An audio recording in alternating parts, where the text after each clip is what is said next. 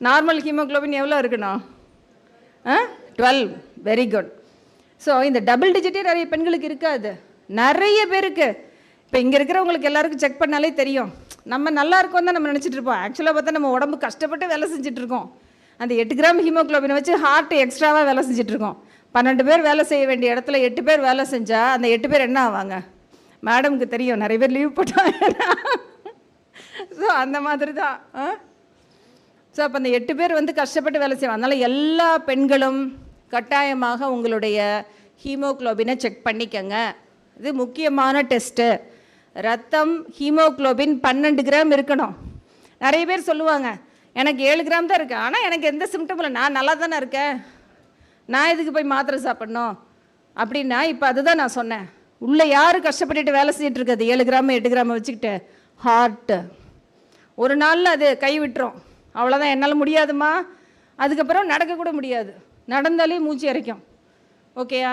So அதனால் பெண்கள், எனக்கு எப்பயுமே இப்படி தான் இருக்கும், நான் எப்பொழுதுமே இப்படி தான் இருக்கேன்னா, 12 கிராம் ஹீமோக்ளோபின்றதா எப்படி இருக்கும் அப்படின்றது, 12 கிராம் ஹீமோக்ளோபின் வந்து ஒரு தடவை வாழ்ந்து பார்த்தா தான் தெரியும். இது ப்ராக்டிக்கலாக எவ்ரிடே நான் சொல்லிக்கிட்டே இருப்பேன் எல்லாருக்கும். நான் நல்லா தான் மேடம் இருக்கேன், எல்லா வேலையும் நான் தான் செய்கிறேன்.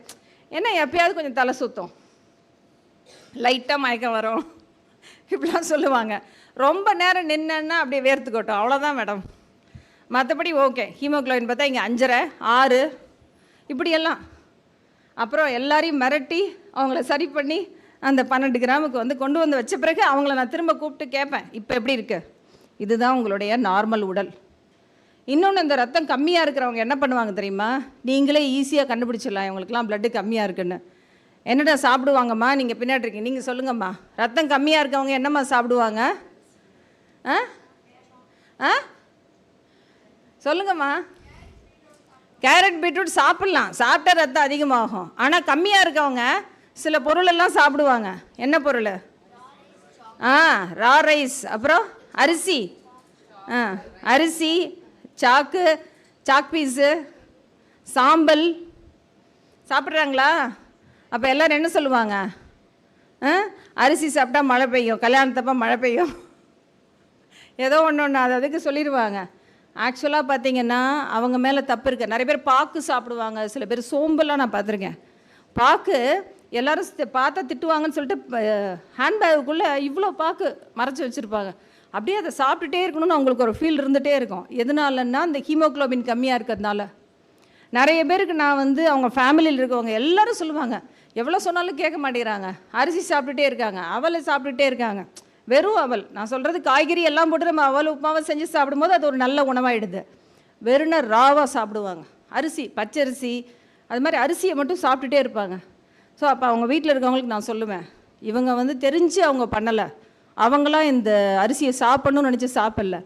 அவங்க ப்ளட்டை செக் பண்ணால் 7 கிராம் 8 கிராம் தான் ஹீமோக்ளோபின் இருக்குது. அப்போ ஆட்டோமேட்டிக்காக நம்ம மைண்டு வந்து அதை சாப்பிட தோணுது. இதுக்கு பேர் பைக்கான் பேர், இந்த ஃபீலிங்க்கு பேர் பைக்கான்னு சொல்லுவோம். ஸோ அது மாதிரி அப்படி சாப்பிட்றாங்கன்னா இம்மீடியட்டாக நம்ம செய்ய வேண்டியது, அவங்களோட ஹீமோக்ளோபினை செக் பண்ணி அதை சரி பண்ணுங்கள். அதுக்கப்புறம் ஒரு மூட்டை அரிசியை கொண்டு வந்து வைங்க, சாப்பிட மாட்டாங்க. நீங்கள் ஃப்ரீயாக இவ்வளோ பாக்கு வாங்கி கொடுங்க, சாப்பிட மாட்டாங்க. அதையும் நான் அந்த ஃபேமிலிக்கு முன்னாடி நான் அதை ப்ரூவ் பண்ணியிருக்கேன். இப்போ பாருங்கள், இப்போ சாப்பிட்றாங்களா? ஆமாம் மேடம், நீங்கள் சொன்னது கரெக்டு மேடம். இப்போ அம்மா வந்து பாக்கு சாப்பிட்றதே இல்லை. ஆனால் நிறைய வீடுகளில் பொம்பளை பிள்ளைங்க தான் கூப்பிட்டு வரும் அம்மாவை. அவங்க அம்மாவை பார்த்துட்டு அவங்களுக்கு ஏதோ உடம்பு சரியில்லை, எங்கள் அம்மாவை பாருங்கன்னு சொல்லி கூப்பிட்டு வர்றது நிறைய வீடுகள் நடக்கும். 100ல் ஒரு 4-5 பசங்களும் கூப்பிட்டு வருவாங்க அம்மாவை. அதுவும் சொல்லணும்ல.